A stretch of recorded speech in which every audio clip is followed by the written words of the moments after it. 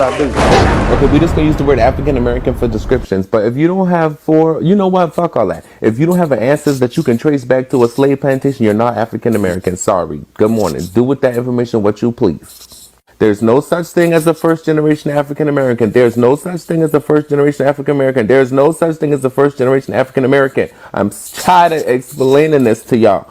You can't just fucking come up with. Sir, you're very sassy, but still, watch your language. These are all people in the New York area who are commenting on what we're talking about now.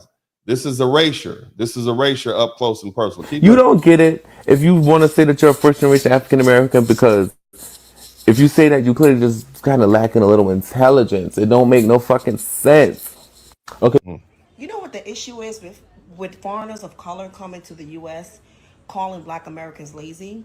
Because when they land in America, the only place that they can afford themselves to live in at is in the ghetto, and which is luxury to some of them anyway. However, they did not give themselves a chance to get on their feet to move amongst African Americans who are successful, living in mansions, children are in private school, and they just misjudge us based on the area that they were only able to afford to live in when they first come to America. When you move in the ghetto, those are the type of people who you're gonna meet. You have some who work every day, get up, take their children to school, go to work, come home, pick their kids up from school, and then you do have the ones who lives off of Section 8 and welfare, and you have people who are foreigners and Hispanics as well as Black Americans who are on those government programs. Stop judging them. All right, so let me run that back. What the young lady is saying is when these immigrants get to America, the only place they can afford to live is with the unacculturated blacks. I mentioned this earlier in a broadcast. I explained that when you compare the top 10% of immigrants, blacks, to the top 10% of foundational Black Americans, we blow them out the water. The average top 10%, 10%er in the foundational Black America, we make $100,000. We make over $100,000. The average African, Nigerian specifically, they crack somewhere between 80 to 100,000. That's the median.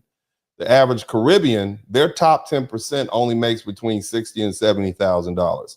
So foundational Black Americans are blowing them away with political influence, land ownership, wealth, and yearly earning capacity. But they insist on comparing themselves to the people around them, and that's typically poor Black people in the ghetto. And so when they start saying stuff like, we're doing better than them, you compare yourself to regular Black folks. Shout out to Life Mo Abundantly. You're not even comparing yourself to the top 10%. When you compare apples to apples, foundational Black Americans are blowing immigrants out the water. I did a broadcast on that. Check it out. Let's keep listening. So many Black Americans have left New York, and according to this map, yo soy dominicano también. Let's get into it. Yes, because the street that my mom grew up on, which is 152nd Street right here, and the street in which my dad spent much of his young adult years right here on Riverside, is now called Little Dominican Republic. Azalea Banks and Todd also grew up on 152nd Street between Amsterdam and Broadway. I don't know them, but my cousins know them. Today, New York has a huge Dominican population, so it's not surprising that a neighborhood would be named Little Dominican Republic. Even though there's no official boundary from Harlem, Black Harlem has historically been 155th Street to 110th Street, river to river. Realtors have recently renamed this area Manhattanville to appeal to white newcomers, and Morningside Heights is no longer referred to as part of Harlem. This is historically a Black American neighborhood. Even Ralph Ellison, the author of The Invisible Man, has his monument in the neighborhood. Now, the reason why they're claiming that so many of us are leaving New York is because we're so poor that we can't afford to live there anymore. African Americans, their income have only increased by, say, $5,000. That's a very small number when you look at how the cost of living have increased. So now they're saying you all are broke. They're saying you Black folks, you Black Americans are broke. You're too poor to live in New York. That's why you move. You're too poor. Just look at the insults. Let's keep listening. Over that last 10-year period. And so New Yorkers, at least African-American New Yorkers, it's just a matter of income stagnation. They have not been able to keep pace with society. They have not been able to keep pace with rent.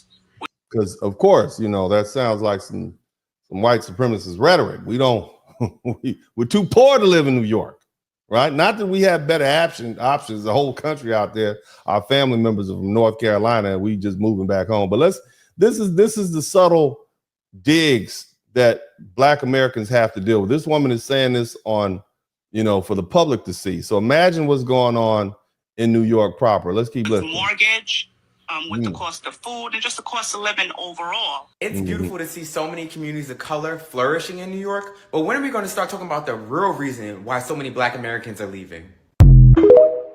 The real reason they don't want to live around all those immigrants. As a New Yorker, I've noticed a fewer Black Americans around.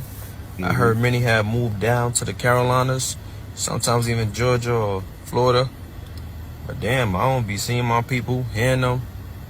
I don't know what happened to y'all. Shout out to TIQ. Yeah, we know what happened. That probably explains why niggas from New York these days be sounding like this. Watch this. Yo, what a bro, what a heart, bro, what a man's, bro. Yo, what you talking all crazy stuff? What you talking about? What you talking about? What you talking about? You talking all that? What you talking about? You hear that? I want you to understand. Okay, and we're gonna go somewhere, and y'all don't even know where I'm about to take you guys, but we're about to go on a rocket ship in a minute, and we're gonna revisit something well in the past. Shout out to Sonia C. And I'm going to help you see something with some new lenses on that you didn't understand. Everybody who's been listening, when was the Immigration Act passed? 1965. It was slow, but then by the 1970s and 1980s, what happened? You had all these immigrants began to flood New York. Okay? All right, I want you to keep listening. Keep on listening. All right. Got you by the And what is this gentleman saying? The dudes in New York don't sound like they're from New York. Remember I told y'all earlier, my people are from Mississippi. And so that's why I don't necessarily sound like I'm from California. Shout out to V4 Visions, because I have their accent, their culture, and their ways. You remember that? That's why you don't see me out here talking like this. What's up, homeboy? Yeah, it's going to be hella hot. That's a new generation stuff. I talk like the people who I learned this, who I spoke with as a baby. You see what I mean? I eat the food. I had some collard greens last week, baby. Uncle D don't miss no meals. I need to work out a little more. But I'm just saying, you're going to be around here, we're going to eat good. All right?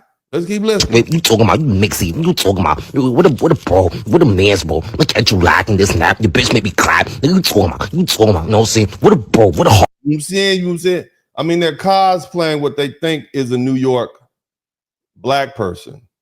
All right? But look back in the 1960s and before the 1960s, how did Black Americans speak when they were in New York? Did they speak like that? Yeah, they didn't. No. Okay? That's something else. What am I hard, bro? You know what I'm saying? You talking all this, that. What a bro, what a heart. What am I heart? What am I mans? What you talking about? Yo, what a bro, what a bro. Yo, you slap shot, you this and that. You know what I'm saying? I catch you like by the throat. What you talking about? What you talking about? You know what I'm saying? You talking all crazy, this and that. Ever since immigrants took over the rap scene, it seems like pirates invading New York. It's bro, I swear, look.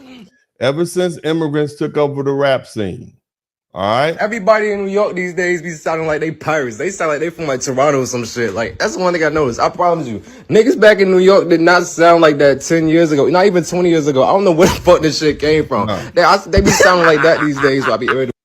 I went to school at Grambling State University, and the year I got there in 1992, we had the highest incoming freshman class ever. It was over 7,300 people in North Louisiana and Grambling State University.